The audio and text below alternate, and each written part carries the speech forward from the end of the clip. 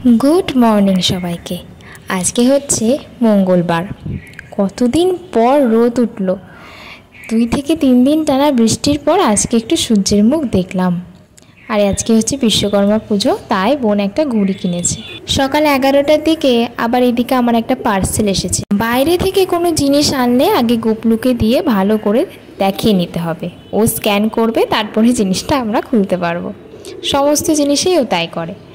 और एदिके आमि एकटा चिया सीड अर्डार करेছিলাম, शेष হয়ে গেছিল তাই অর্ডার করে নিয়েছিলাম। আর এদিকে আজকে রান্না হবে আলু পটল আর ইলিশ। মা ইলিশটা ভালো করে নুন হলুদ লঙ্কা এসব দিয়ে মাখিয়ে রেখেছে, আর এদিকে আলু পটলগুলো কেটে রেখেছে।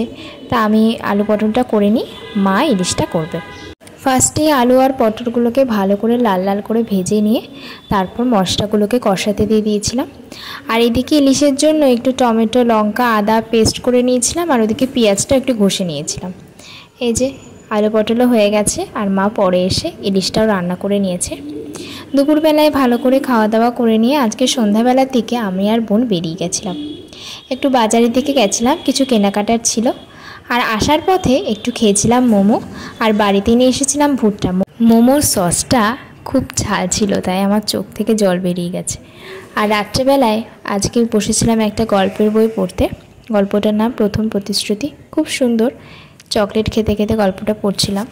তাহলে আজকে এই অবধি, আবার দেখাবে তোমাদের সাথে পরের ভিডিওতে। আজকের মতো টাটা।